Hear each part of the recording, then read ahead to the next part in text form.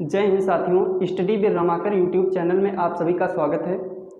हम लोग आज भारतीय भूगोल विषय के अंतर्गत भारत के तटीय मैदान के बारे में अध्ययन करेंगे। तो चलिए देखते हैं। अगर भारत के तटीय मैदान की बात करें कि भारत का तटीय मैदान जो है वो कहाँ तक विस्तृत है, तो इसके विस्तार की अगर बात करें तो इसका विस्तार जो है वो कहाँ से कहाँ तक है। इसका विस्तार अरब सागर से लेकर अरब सागर, जो पश्चिम में अरब सागर है, उससे लेकर बंगाल की खाड़ी, पूर्व में बंगाल की खाड़ी, पश्चिम में अरब सागर से लेकर पूर्व में बंगाल की खाड़ी तक तटीय भारत के तटीय मैदान का विस्तार है। अगर इसकी किलोमीटर में बात करें तो 6100 किलोमीटर, 6100 किलोमीटर में भारत के तटीय मैदान का विस्तार है। अगर बात करें, अगर द्वीप को भी जोड़ लिया जाए तो इसकी दूरी हो जाती है 7516.6 किलोमीटर। ये क्लास हम जब भारत की स्थिति के बारे में चर्चा कर रहे थे तो उसमें हमने इसको विधिवत रूप से पढ़ाया है। अगर आप लोगों ने अभी तक पिछले वीडियोज़ को नहीं देखा है तो प्ले लिस्ट में जाकर आप पिछले वीडियोज़ को देख सकते हैं। तो इसका विस्तार, अगर भारत के मुख्य भूमि की बात करें तो इसका तटीय विस्तार कितना है, 6100 किलोमीटर है, जो कि अरब सागर से लेकर बंगाल की खाड़ी तक फैला हुआ है। अरब सागर में इस तट को क्या कहा जाता है? अरब सागर जो है वो भारत के पश्चिम में पड़ता है, इसलिए इसको पश्चिमी तटीय मैदान कहा जाता है, पश्चिमी तटीय मैदान। और बंगाल की खाड़ी जो है वो भारत के पूर्व की ओर स्थित है, इसलिए इसको पूर्वी तटीय मैदान कहा जाता है, पूर्वी तटीय मैदान। तो ये इसका विस्तार हो गया, कहाँ से कहाँ तक फैला है। क्वेश्चन पूछा जाता है कि भारत का जो तटीय मैदान है वो कहाँ से लेकर कहाँ तक फैला है, तो आप निसंदेह बताएंगे कि पूर्व में अरब सागर से लेकर पश्चिम में अरब सागर से लेकर पूर्व में बंगाल की खाड़ी तक ये जो है फैला हुआ है। या इस तरह भी क्वेश्चन दे सकता है कि कहाँ से कहाँ तक फैला है तटीय मैदान, तो आप बताएंगे कच्छ के रण से लेकर, पश्चिम में कच्छ के रण से लेकर पूर्व में सुवर्ण रेखा, यानी कि जो पश्चिम बंगाल के पास उड़ीसा और पश्चिम बंगाल की सीमा पर पड़ती है, वहाँ तक ये जो तटीय मैदान है फैला हुआ है। इस तरह भी क्वेश्चन पूछा जा सकता है।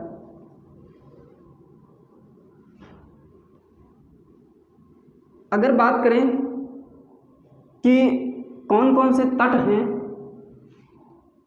तो जो कच्छ के रण जो पश्चिमी भाग में है, पश्चिमी तटीय मैदान की अगर बात करें, पश्चिमी तटीय मैदान,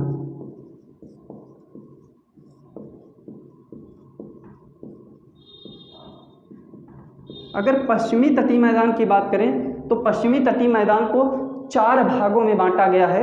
अध्ययन की सुविधा के लिए इसको 4 भागों में बांटा गया है। एक है गुजरात का तट, गुजरात का मैदान,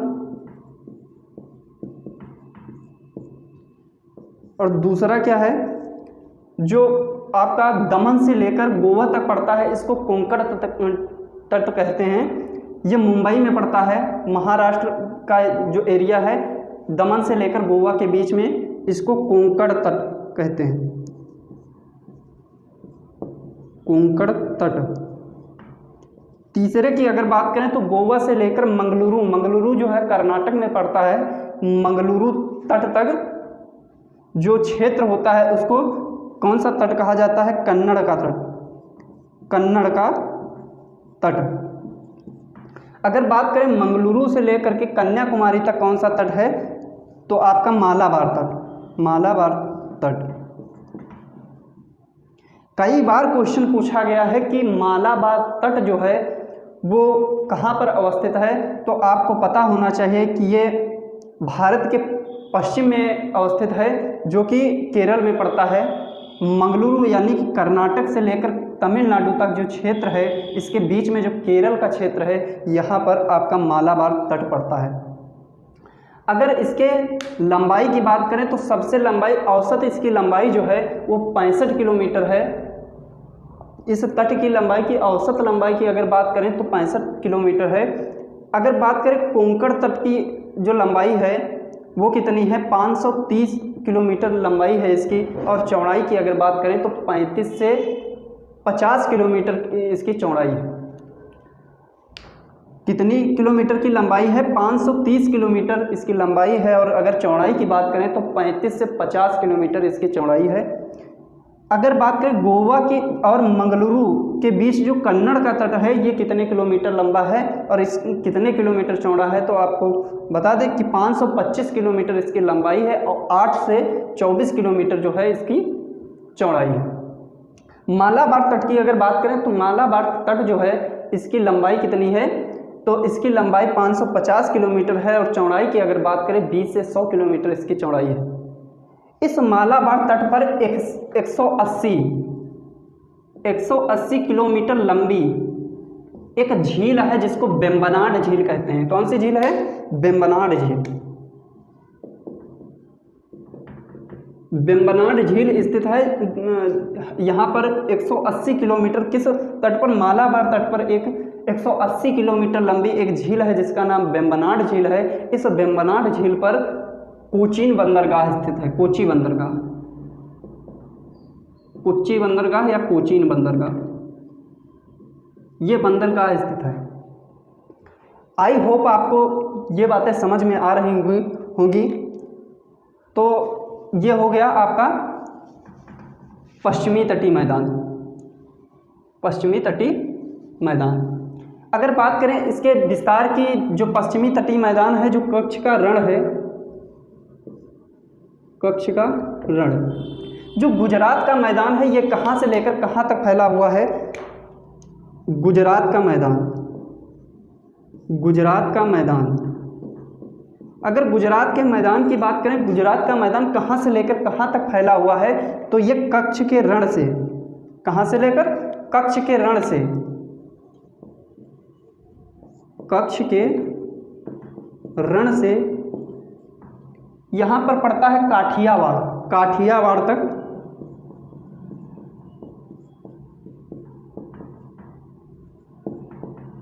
फैला है। अगर गुजरात के मैदान की बात करें, गुजरात का मैदान कहाँ से लेकर कहाँ तक फैला हुआ है, तो आप निसंदेह बताएंगे कि गुजरात का मैदान कच्छ के रण से। और एक बात बता दें कि यहाँ पर गुजरात से लेकर आपके रायसीना, दिल्ली, रायसीना, दिल्ली में एक रायसीना की पहाड़ी है, और यहाँ गुजरात तक एक पर्वत श्रेणी है जिसको अरावली पर्वत श्रेणी कहा जाता है। अरावली पर्वत श्रेणी का विस्तार कहाँ से, पूछा जाता है कि अरावली पर्वत श्रेणी का विस्तार कहाँ से लेकर कहाँ तक है, तो आपको पता होना चाहिए कि अरावली पर्वत श्रेणी का विस्तार जो है वो गुजरात से लेकर दिल्ली के रायसीना तक जो ये अरावली पर्वत श्रेणी है इसका विस्तार है। और एक क्वेश्चन बहुत ही फेमस पूछा जाता है कि दिल्ली में जो राष्ट्रपति भवन है, राष्ट्रपति भवन, राष्ट्रपति भवन, जो दिल्ली में राष्ट्रपति भवन स्थित है, ये राष्ट्रपति भवन किस पहाड़ी पर स्थित है, तो आपको बता दें कि ये रायसीना पहाड़ी पर अवस्थित है। ये आपको ये बातें ध्यान में रखनी है, ये क्वेश्चन पूछा जा सकता है। यहाँ से राजस्थान में, जब गुजरात से ऊपर चलेंगे तो राजस्थान पड़ेगा। राजस्थान में एक झील है, सांभर झील, सांभर झील। इस सांभर झील से एक नदी निकलती है और यह नदी कच्छ के रण में आकर विलीन हो जाती है। यह कच्छ के रण में आकर विलीन हो जाती है। एक क्वेश्चन पूछा जाता है कि भारत की ऐसी कौन सी अंतः अफवाह नदी है जो भारत में ही विलीन हो जाती है, तो सांभर झील से एक नदी निकलती है जिसका नाम लूनी नदी है। लूनी नदी है, वह सांभर झील से निकलती है और यहाँ पर आकर कच्छ के रण में विलीन हो जाती है। कच्छ का जो रण है ये एक दलदली क्षेत्र है, इसमें आकर ये जो नदी है ये विलीन हो जाती है। ये बात आपको ध्यान में रखनी है, क्वेश्चन पूछा जा सकता है, कई बार पूछा भी गया। तो ये हो गया। तो गुजरात का मैदान कहाँ से लेकर कहाँ तक फैला हुआ है? कच्छ के रण से लेकर दमन तक फैला हुआ है, काठियावाड़ तक फैला हुआ है। तो ये बात आपको ध्यान में रखनी है। अगर बात दूसरे की करें कि जो आपका कोंकण का मैदान है, कोंकण तट, ये जो कोंकण तट है ये कहाँ से लेकर कहाँ तक फैला हुआ है? ये आपका जो दमन और दीव जो केंद्र शासित है प्रदेश, यहाँ से लेकर दमन से लेकर गोवा तक जो क्षेत्र है, इस क्षेत्र को कोंकण तट कहा जाता है। ये कहाँ से कहाँ तक विस्तारित है? ये जो है दमन से लेकर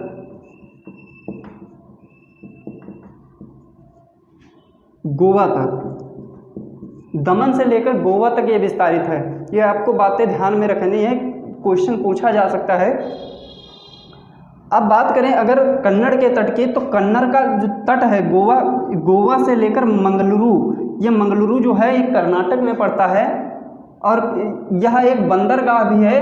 अभी बंदरगाह पर चर्चा करेंगे। सारे जितने यहाँ से लेकर यहाँ तक बंदरगाह हैं जितने भी, इन सबको याद करेंगे हम लोग। तो गोवा से लेकर मंगलुरु तक जो तट है उसको क्या कहा जाता है? कन्नड़ का तट, जो 525 किलोमीटर लंबा और 8 से 24 किलोमीटर जो है चौड़ा है। और अगर बात करें मालाबार तट की, ये कई बार पूछा जा चुका है। मालाबार तट, कोरोमंडल तट, ये सब कई बार पूछे जाते हैं। जो मालाबार तट है ये कहाँ से लेकर कहाँ तक विस्तारित है? ये कर्नाटक के मंगलुरु से लेकर कन्याकुमारी, यानी कि केप कमोरिन जो है, कन्याकुमारी जो है, वहाँ तक विस्तारित है। तो आई होप आपको जो पश्चिमी तट है वो समझ में आ गया होगा। अगर आपको ये वीडियो पसंद आ रही है तो आप प्लीज़ इस वीडियो को लाइक करें और ज़्यादा से ज़्यादा अपने दोस्तों को शेयर भी करें।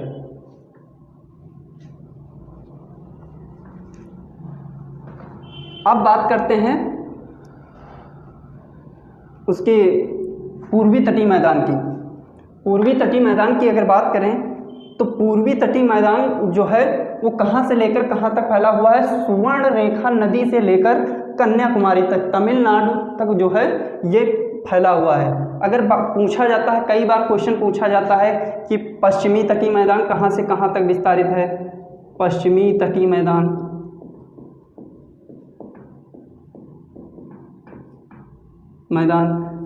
तो पश्चिमी तटीय मैदान जो है आपका गुजरात के कच्छ के रण से लेकर, गुजरात के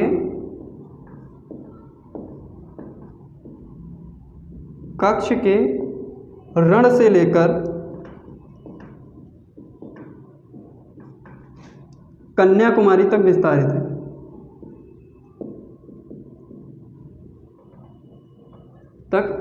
विस्तारित है।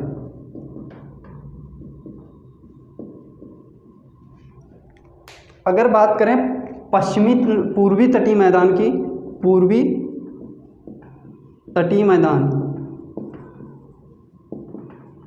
जो पूर्वी तटीय मैदान है ये कहाँ से कहाँ तक विस्तारित है?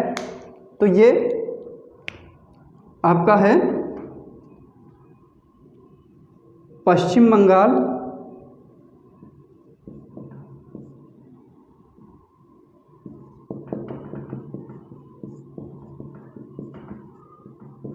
और उड़ीसा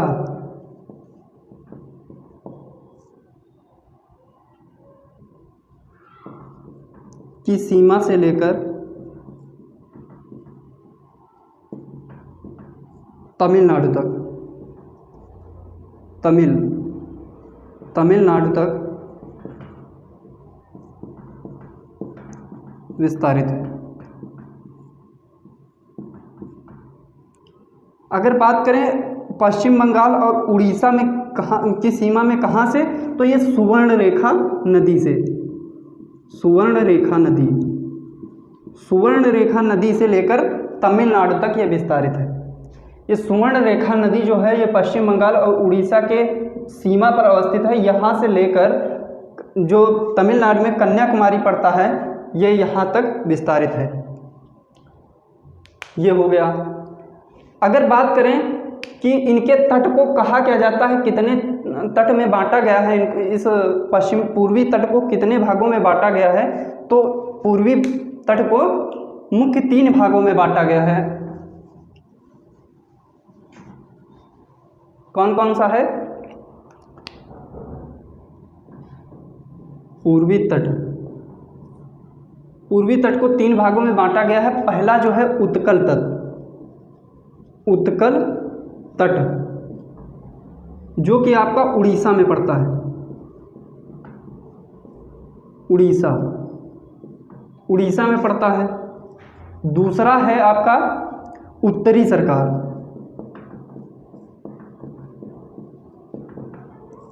उत्तरी सरकार जो तट है ये आपका आंध्र प्रदेश और उड़ीसा के सीमा पर पड़ता है, आंध्र प्रदेश, आंध्र प्रदेश में पड़ता है। अगर बात तीसरे की करें, तीसरा जो है आपका कोरोमंडल तट, कोरोमंडल तट। ये जो कोरोमंडल तट है ये आपका कहाँ पड़ता है, ये आपका तमिलनाडु में पड़ता है।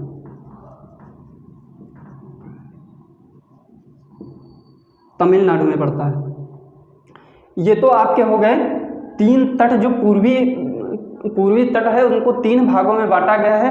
पहला जो है उसको उत्कल तट कहते हैं, दूसरा जो है उसको उत्तरी सरकार कहते हैं, और तीसरे की अगर बात करें, तीसरा जो है उसको कोरोमंडल तट कहते हैं।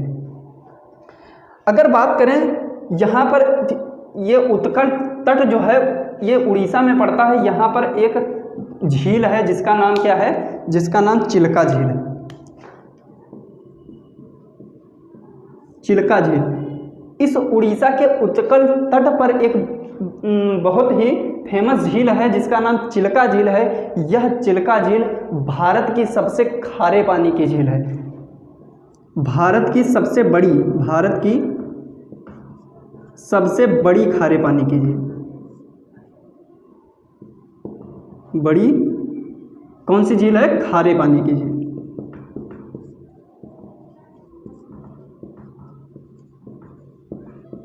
कई बार क्वेश्चन पूछा जाता है कि चिल्का झील कहाँ पर अवस्थित है, तो चिल्का झील जो है उड़ीसा में अवस्थित है। चिल्का झील जो है भारत की सबसे बड़ी खारे पानी की झील है। इस झील को लैगून झील भी कहते हैं। ये जो झील है आपकी पुलिकट हो गई, पुलिकट और जो चिल्का झील है ये इनको लैगून झील भी कहा जाता है। क्वेश्चन पूछा जाता है कि लैगून झील कौन कौन सी हैं, तो चिल्का और पुलिकट ये जो हैं झीलें, ये आपकी लैगून झीलें भी, और चिल्का बहुत बार पूछा भी गया है। अगर बात करें आंध्र प्रदेश में कौन कौन सी झीलें हैं, तो आंध्र प्रदेश में ये जो उत्तरी सरकार जो आंध्र प्रदेश में पड़ता है, ये जो तट है यहाँ पर एक झील है। यहाँ पर 2 नदियाँ जो हैं अपना डेल्टा बनाती हैं। कौन कौन सी 2 नदियाँ हैं, एक गोदावरी है और दूसरी कृष्णा नदी है। गोदावरी और कृष्णा नदी जो हैं 2 नदियाँ इस तट पर अपना डेल्टा बनाती हैं, और इस डेल्टा पर ही एक झील अवस्थित है। उस झील का नाम है कोल्लेरू झील। इसके डेल्टाई तट पर एक झील अवस्थित है जिसका नाम है कोल्लेरू झील, कोल्लेरू झील, कोल्लेरू झील।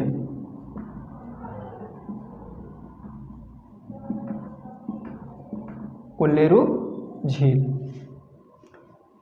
क्वेश्चन पूछा जाता है कि निम्नलिखित में से डेल्टाई झील कौन सी है, तो ये गोदावरी और कृष्णा के डेल्टाई क्षेत्र में अवस्थित है। तो ऑप्शन आपका सही हो जाएगा कोल्लेरू झील, जो कि एक डेल्टाई झील है। इसको आपको ध्यान में रखना है। कैसी झील है, ये डेल्टाई झील है, डेल्टाई झील।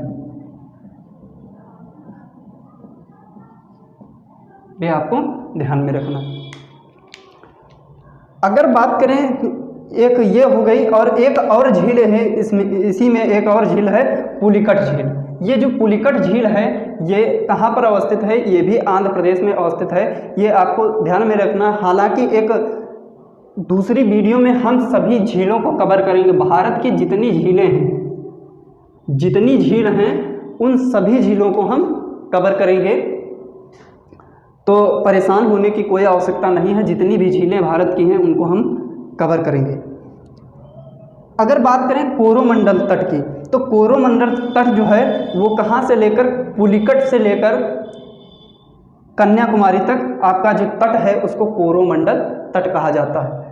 अब बात करें इन तट के आसपास बंदरगाह जो अवस्थित हैं वो कौन कौन से हैं, कहाँ पर कौन सा बंदरगाह अवस्थित है, तो इस पर भी चर्चा कर ली जाए। आई होप आपको ये समझ आ गया होगा, तो हम इसको रफ करते हैं।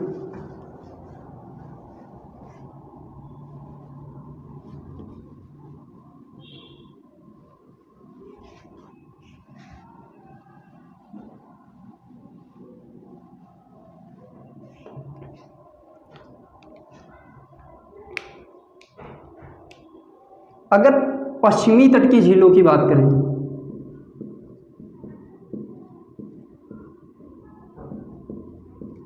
झीलें नहीं सॉरी बंदरगाह, बंदरगाह,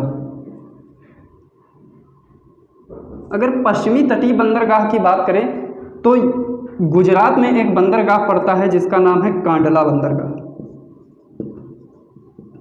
कांडला बंदरगाह जो है आपका गुजरात में पड़ता है। और अगर बात करें महाराष्ट्र की, ये जो महाराष्ट्र है यहाँ पर दो बंदरगाह हैं, एक मुंबई बंदरगाह और दूसरा एक और बंदरगाह है जिसको कहते हैं न्हावा सोवा।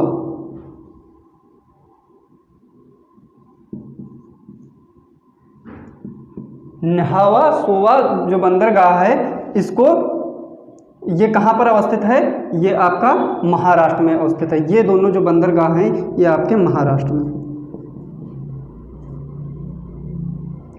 अगर बात करें कर्नाटक की, तो कर्नाटक में कौन सा बंदरगाह है आपका, मंगलुरु बंदरगाह। मंगलौर बंदरगाह जो है आपका कहाँ पर अवस्थित है, ये आपका कर्नाटक में। कर्नाटक में कौन सा बंदरगाह है, मंगलौर बंदरगाह है। और अगर बात करें आपके केरल में कौन सा बंदरगाह है, अभी हम इस पर चर्चा भी कर चुके हैं। 180 किलोमीटर लंबी एक झील है जिसका नाम वेम्बनाड झील है, उस पर एक बंदरगाह अवस्थित है। उसका नाम, उस बंदरगाह का क्या नाम है, कोच्चि बंदरगाह या कोचीन बंदरगाह। कोचीन बंदरगाह, ये कोचीन बंदरगाह जो है वो कहाँ पर अवस्थित है, वो केरल में अवस्थित है। ये आपके 6 जो बंदरगाह हैं मुख्य, ये आपके जो हैं ये कहाँ पर अवस्थित हैं, ये आपके पश्चिमी तट में अवस्थित हैं। और एक बंदरगाह और है, ये तो 5 ही हुए हैं। एक बंदरगाह गोवा में अवस्थित है, इसको मारमा गोवा के नाम से जाना जाता है। मारमा गोवा जो है वो कहाँ पर अवस्थित है, ये गोवा में अवस्थित है। हालांकि नाम से ही पता चल रहा है मारमा गोवा, तो गोवा का ये बंदरगाह है। मंगलौर कर्नाटक का बंदरगाह है। तो एक बार रिवाइज कर लिया जाए फिर से, जो पश्चिमी तटीय के बंदरगाह हैं, गुजरात में कौन सा बंदरगाह, कांडला बंदरगाह जो गुजरात में अवस्थित है। उसके नीचे अगर आप आएंगे तो महाराष्ट्र में कौन सा बंदरगाह है, एक मुंबई बंदरगाह है और एक न्हावा सोवा बंदरगाह है। ये आपके महाराष्ट्र में अवस्थित हैं। महाराष्ट्र के अब नीचे जो जब आप आएंगे इस तरफ, दक्षिण की तरफ अगर नीचे आएंगे तो आपको गोवा पड़ेगा। गोवा में कौन सा बंदरगाह है, मारमा गोवा बंदरगाह। मारमा गोवा बंदरगाह कहाँ पर अवस्थित है, गोवा में अवस्थित है।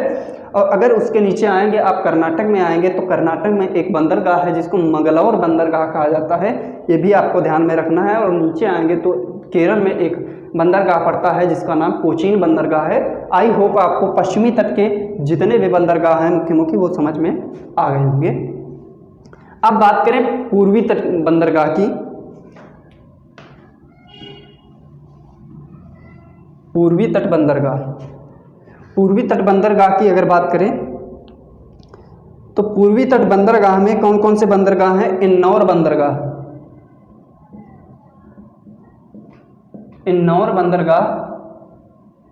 इन्नौर जो है आपका कहाँ पर पड़ता है, ये आपका तमिलनाडु में पड़ता है। इधर से चालू करते हैं, तमिलनाडु। इन्नौर बंदरगाह जो आपका है वो कहाँ पर है, आपका तमिलनाडु में पड़ता है। अगर बात करें विशाखापट्टनम की, तो विशाखापट्टनम आपका आंध्र प्रदेश में पड़ता है। आंध्र प्रदेश में कौन सा पड़ता है, विशाखापट्टनम।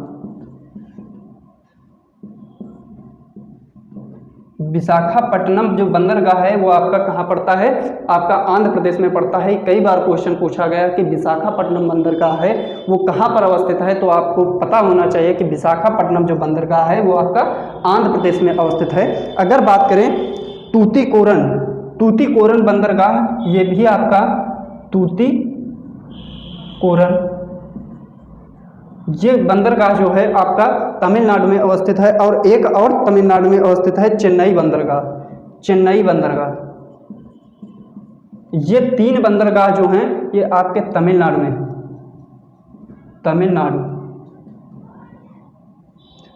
में ये 3 बंदरगाह अवस्थित हैं। क्वेश्चन पूछा जाता है कि भारत में सबसे अधिक किस राज्य में बंदरगाह हैं, तो तमिलनाडु में 3 बंदरगाह हैं। जो सबसे अधिक बंदरगाह हैं वो कहाँ पर अवस्थित हैं, तमिलनाडु में। एक चेन्नई बंदरगाह, एक तूतीकोरन बंदरगाह, एक एन्नौर बंदरगाह। ये 3 जो बंदरगाह हैं आपके कहाँ पर अवस्थित हैं, तमिलनाडु में अवस्थित हैं। अगर उसके ऊपर बात करें, ऊपर जाएंगे तो आपका पड़ता है आंध्र प्रदेश में कौन सा बंदरगाह है, विशाखापट्टनम बंदरगाह है। अगर इसके ऊपर जाएंगे तो आपका पड़ेगा क्या, उड़ीसा पड़ेगा। उड़ीसा में कौन सा बंदरगाह है, तो उड़ीसा में कौन सा बंदरगाह है, पारादीप बंदरगाह। उड़ीसा में कौन सा बंदरगाह है, उड़ीसा में पारादीप बंदरगाह है। ये आपको ध्यान में रखना है। और अगर पश्चिम बंगाल की बात करें तो पश्चिम बंगाल में कौन सा पड़ता है, हल्दिया। ये पश्चिम बंगाल है। यहाँ पर कौन सा बंदरगाह पड़ता है, हल्दिया बंदरगाह कहाँ पड़ता है, पश्चिम बंगाल में आपका पड़ता है। और अगर आप एक और यहाँ पर बंदरगाह पड़ता है, कोलकाता बंदरगाह। ये 2 जो बंदरगाह हैं ये आपके कहाँ पड़ते हैं, ये दोनों आपके पश्चिम बंगाल में पड़ते हैं। तो आई होप आपको ये समझ में आ गया होगा। एक बार रिवाइज कर लेते हैं। तमिलनाडु में कौन कौन से बंदरगाह पड़ते हैं, एक चेन्नई बंदरगाह पड़ता है, दूसरा तूतीकोरन और तीसरा एन्नौर बंदरगाह। चेन्नई, तूतीकोरन, एन्नौर, ये 3 जो बंदरगाह हैं ये आपके कहाँ पर पड़ते हैं, तमिलनाडु में पड़ते हैं। अगर बात करें आंध्र प्रदेश की, आंध्र प्रदेश में विशाखापट्टनम बंदरगाह जो है वो विशाखापट्टनम बंदरगाह जो है वो आपका आंध्र प्रदेश में पड़ता है। अगर उड़ीसा की बात करें, उड़ीसा में एक बंदरगाह पड़ता है जिसका नाम पारादीप बंदरगाह है। और अगर उसके ऊपर जाएंगे तो आपका पश्चिम बंगाल पड़ेगा। पश्चिम बंगाल में 2 मुख्य बंदरगाह हैं जिसका नाम, एक का नाम है हल्दिया बंदरगाह, दूसरे का नाम है कोलकाता बंदरगाह। आई होप आपको ये वीडियो पसंद आई होगी। अगर आपको ये वीडियो पसंद आई होगी तो प्लीज़ वीडियो को लाइक करें और अपने दोस्तों को शेयर करें। अगर आपने अभी तक हमारे चैनल को सब्सक्राइब नहीं किया है तो प्लीज़ चैनल को सब्सक्राइब कर लें और बेल आइकन को भी प्रेस कर दें ताकि आने वाले समस्त वीडियो का नोटिफिकेशन आपको सबसे पहले प्राप्त हो सके। आगे की चर्चा हम नेक्स्ट वीडियो में करेंगे, उसमें हम कोई अच्छा सा टॉपिक लेकर आएंगे। तब तक के लिए धन्यवाद।